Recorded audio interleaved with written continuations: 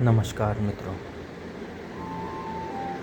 जन्म कुंडली का 9वां भाव एक अति महत्वपूर्ण भाव है। जन्म कुंडली के 9वें भाव से जातक जातिका के भाग्य की स्थिति देखी जाती है।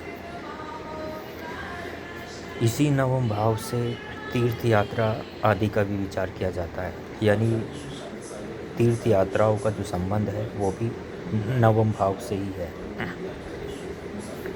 हमारी जो उच्चतम शिक्षा है वह भी 9वें भाव के ही अंतर्गत आती है। उच्चतम का मतलब मास्टर डिग्री हो गई, जैसे MA और PhD आदि का विचार भी किया जाता है।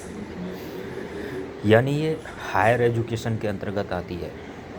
इसमें शोध भी लगा सकते हैं, रिसर्च वर्क भी लगा सकते हैं, और जो PhD है, MA है, मास्टर्स, ये डिग्री इसी भाव के अंतर्गत आती है। तो शिक्षा का जो संबंध है, उच्चतम शिक्षा का संबंध भी हमारे 9वें भाव से ही है। धर्म का भी संबंध है, जो धार्मिक कार्य इत्यादि हमारे होते हैं वो भी 9वें भाव से ही देखे जाते हैं, समझे जाते हैं। यदि 9वें भाव की स्थिति हमारी जन्म कुंडली में शुभ है तो ये भाव हमारे लिए शुभकारी होता है। लेकिन यदि इसकी स्थिति शुभकारी नहीं है, पाप ग्रह इस घर में बैठे हों या इस भाव पर क्रूर या पापी भाव का मतलब दृष्टि या गोचर हो रहा हो, तो उस समय स्थिति कुछ और निकल के आती है। तो पूर्ण विश्लेषण करने के बाद ही यह मालूम होता है कि 9वें भाव की क्या स्थिति है। लेकिन संक्षिप्त रूप से 9वें भाव से इन्हीं बातों का विचार किया जाता है।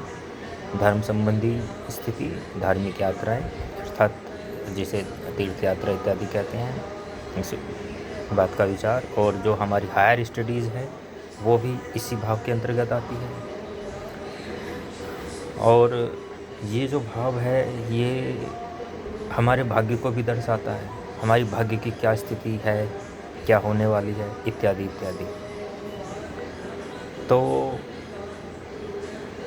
इस भाव के अंतर्गत भी जब इस भाव की दशा या अंतर्दशा इत्यादि चले तो उसी से संबंधित हमें विचार करना चाहिए और उसके अनुसार हमें कार्य करना चाहिए।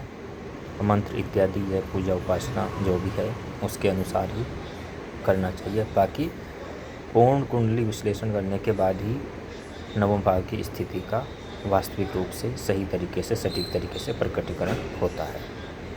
नमस्कार, धन्यवाद।